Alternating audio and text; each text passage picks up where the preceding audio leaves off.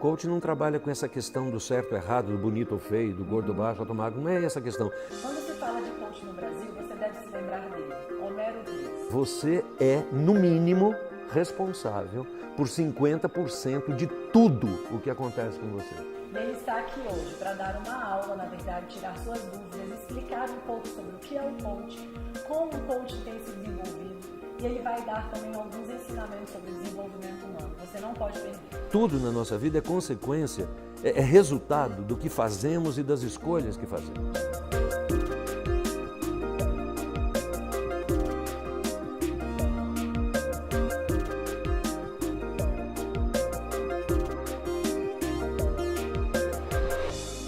Olá, Homero. Em primeiro lugar, queria te agradecer imensamente você ter aceitado o convite, estar conosco aqui. Como você já sabe, é uma pessoa super especial, principalmente para mim, para minha família, um grande amigo, uma pessoa que eu aprendi muito, né, com você. Na verdade, aprendi quem nós somos, né, de onde nós viemos, e foi uma pessoa que fez uma grande diferença na minha vida. Eu queria muito agradecer a sua presença aqui hoje. E eu queria conversar um pouco sobre o coaching com você.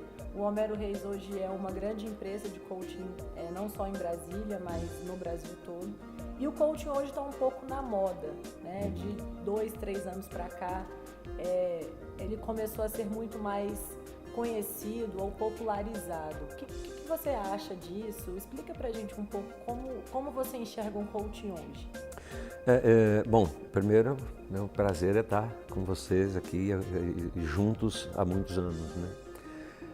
Com relação ao coach, eu diria a você o seguinte: nós temos, existe uma coisa boa nessa história, que é a popularização de uma ferramenta à disposição das pessoas, né, que querem se conhecer, querem organizar a vida para uma possibilidade de coisas que antigamente os achavam impossíveis, etc. Então, do ponto de vista da popularização, isso é muito bom, né? Porque há um acesso a informações que antigamente não se tinha. Mas também, como toda coisa boa também traz um contraponto, a popularização gera um espaço para que incautos, pessoas com improbidade, né, também avancem nesse mercado, nesse espaço, para fazer coisas que não são tão sustentáveis assim, ou coisas que não são tão éticas assim. Então, do ponto de vista negativo, vamos dizer assim,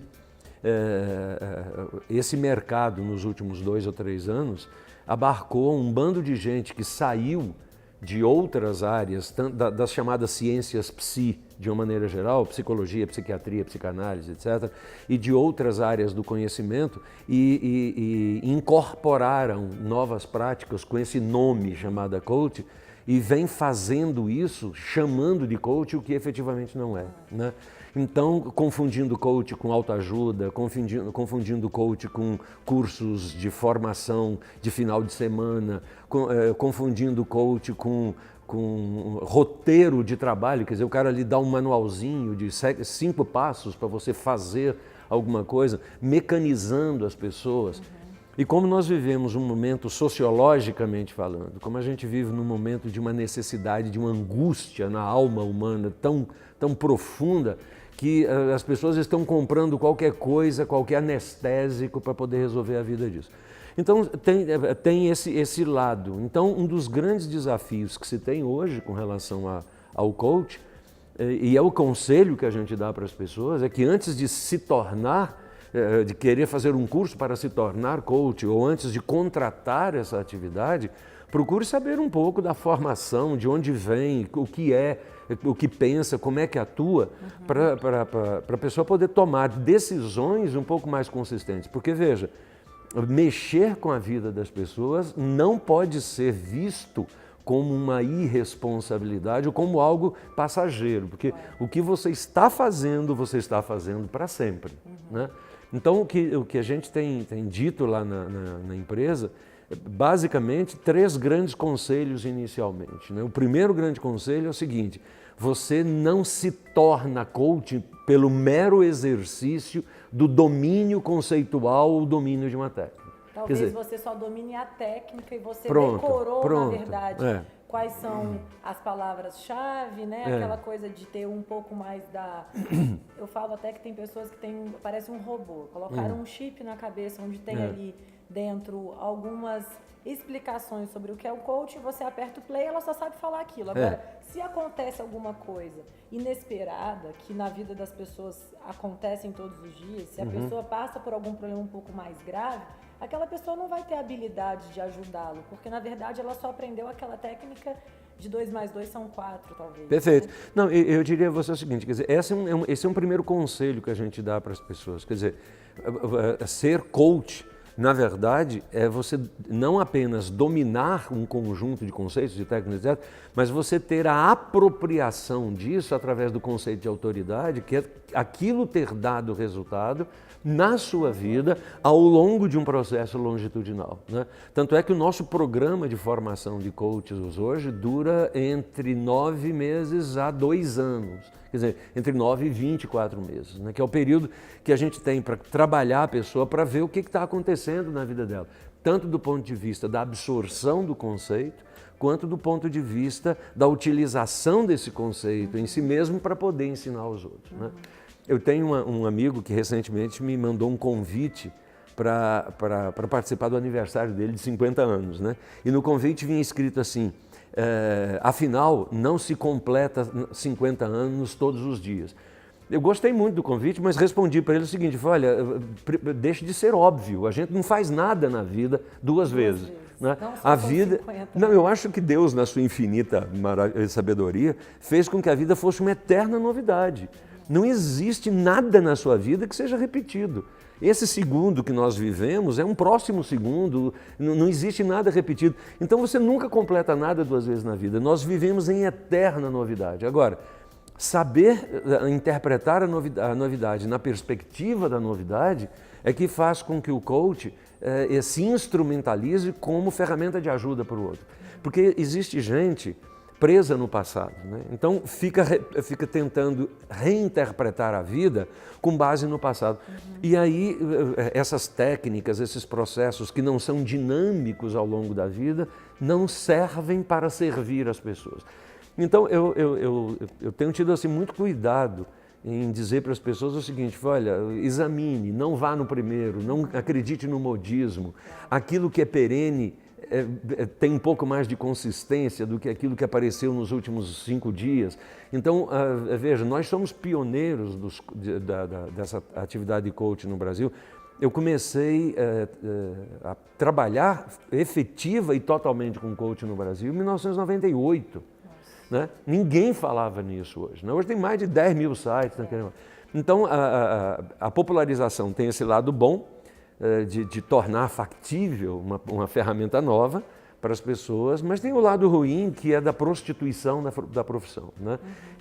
Ser capaz de separar uma coisa da outra é altamente sábio, eu diria, né? E o que você poderia definir, então, que é coaching para você, Homero? Qual é a definição que você poderia dar para a pessoa que está nos ouvindo, até para ela poder fazer uma reflexão, se o que ela já ouviu até hoje se conecta com aquilo que você está conversando, aquilo que você está falando para a gente? Veja, coach, objetivamente falando, é uma ferramenta de aprendizagem. Ponto, não é nada mais além disso. Ou seja, coach é uma ferramenta cujo propósito é servir ao outro, levando o outro a compreender como se estrutura o seu modelo mental para que ele seja capaz de interferir nesse modelo mental e alterá-lo visando modificar a sua estrutura de aprendizagem. Então, coach é isso, é uma ferramenta de aprendizagem que me permite reinterpretar o meu mundo. Por que isso é fundamental que as pessoas percebam? Porque como o coach é uma ferramenta de aprendizagem, ele parte do pressuposto, e aí todas as ciências psi, de uma maneira geral, concordam com isso, de que tudo que nós vivemos a partir da aprendizagem. Ou seja, você torna-se quem você é porque você escolheu, você fez certas escolhas na sua vida que te trouxeram até onde você está, e você fez essas escolhas porque você, através do processo educacional, aprendeu a fazer essas escolhas pela família que você tem, pelo contexto que você viveu, pelas coisas fantásticas que lhe vieram à mão, por todo esse elemento. Então, você aprende a fazer escolhas, porque você copia... De uma maneira mais correta, você poderia dizer assim, ou mais racional? O coach não trabalha com esse conceito de correto e errado, quer dizer, no conceito de certo e errado. O coach não trabalha com isso. O conceito que nós trabalhamos é o seguinte: as decisões, elas são adequadas ou inadequadas mediante a sua capacidade de sustentá-las. Então, por exemplo, as decisões que eu não sou capaz de sustentar ficam no campo das intenções. Então, eu tenho uma baita intenção de parar de fumar. E todo dia eu digo, preciso parar de fumar, mas não paro nunca. Por quê? É uma decisão que eu tomo, mas eu não sou capaz de sustentar. Agora, se eu quero parar de fumar e não consigo, e evidentemente você sabe que você está me escutando, isso é uma metáfora. Não é parar de fumar, por exemplo, parar de comer, né? Parar de consumir. Então, a pergunta que o coach normalmente faz do ponto de vista metodológico é o seguinte: quem é seu dono? As pessoas normalmente tendem a responder o seguinte: não, eu sou meu dono, não é nada. Será? Será, né? Se você não consegue dizer não para um prato de comida, quem é que está mandando em você?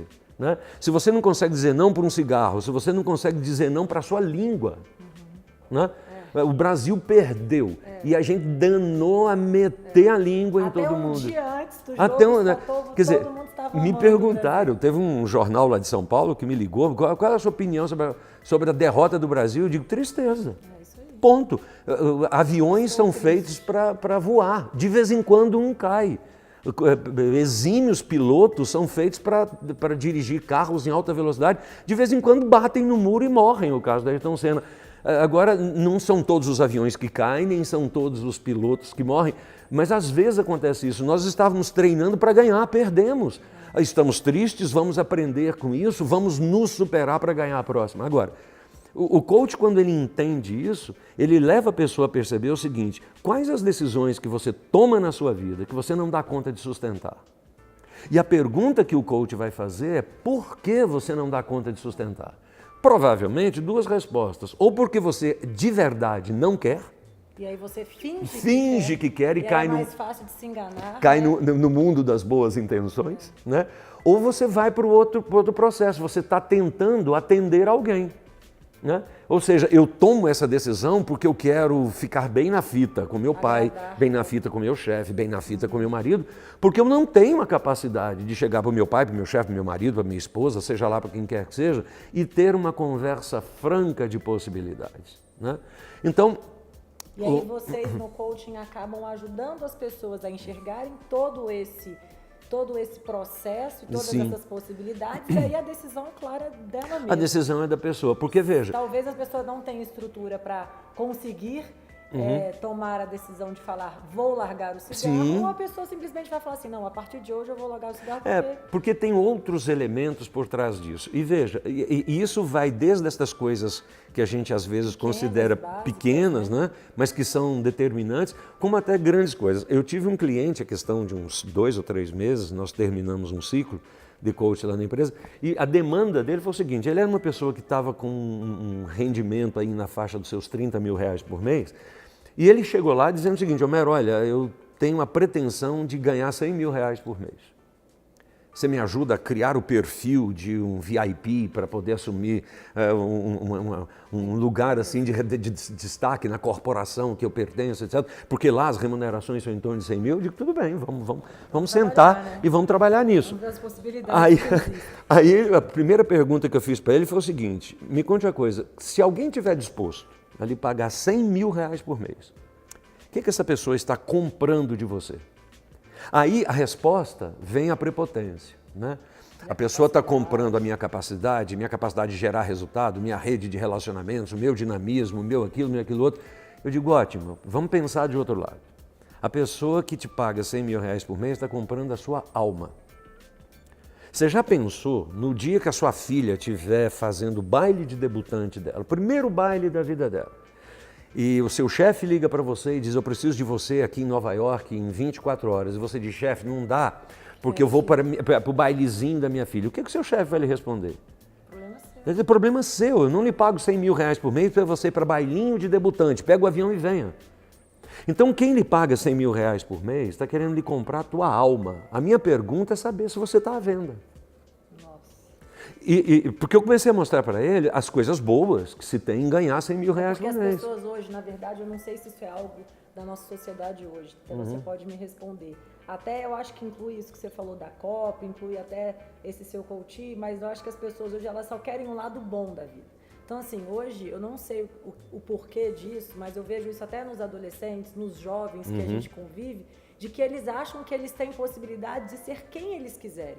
Só que eles é que não querem, como se eu posso ser o que eu quero, eu posso ganhar 100 mil reais, mas eu não estou disposto a ter a contraproposta de vender a minha alma. Eu quero ganhar os 100 mil reais só para o meu conforto, para o meu lado. Não, né? E veja, uma das coisas, por isso que eu disse para você há poucos instantes, que o coach não trabalha com essa questão do certo ou errado, do bonito ou feio, do gordo ou baixo, alto ou magro, não é essa a questão.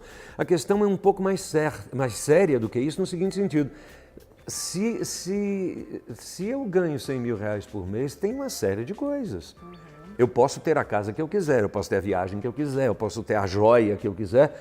Agora eu preciso entender que eu tenho o contraponto disso. Eu estava numa conferência no Rio de Janeiro recentemente, e aí, por uma razão qualquer, eu respondi para uma pergunta a seguinte coisa: você é, no mínimo, responsável por 50% de tudo o que acontece com você. Aí o cara virou-se para mim e disse o seguinte: peraí, eu não sou responsável por uma bala perdida? Eu digo, Você estava andando? Não, no dia que você escolhe morar numa cidade X, você escolhe tudo de bom que aquela cidade tem, como tudo de ruim. E a brincadeira que eu fiz foi o seguinte: no dia que você compra o carro dos seus sonhos, você ganha um trânsito engarrafado. Quer dizer, eu não sou responsável pelo trânsito. Claro que sou. Se eu não quero ter problema de trânsito, eu não posso ter carro. Né? É claro que eu estou exagerando para ser didático, mas o que eu quero dizer é o seguinte: na nossa vida, tudo, e esse tudo não tem exceção, tudo na nossa vida é consequência, é resultado do que fazemos e das escolhas que fazemos. Né? Então veja, se eu planto abacaxi, nasce abacaxi. Não tem como nascer outra coisa. Agora, olha que maluquice. Eu planto abacaxi, nasce abacaxi, e eu começo agora a achar que não é abacaxi, é morango. E aí, para o pessoal que não tem a visão da maturidade religiosa, que é um dos fenômenos mais sérios que nós temos nesse processo, que interfere também no coach, o cara começa a incomodar a Deus, pedindo para Deus transformar o abacaxi em morango. E Deus não transforma, porque Deus é especialista em milagres. Ele não é especialista em absurdos. Entende? Mas veja, eu acho que o coach permeia muito esse processo. Né? Homero, nossa conversa está maravilhosa. Você que está assistindo, não saia daí, a gente já volta com o Vida em Conexão.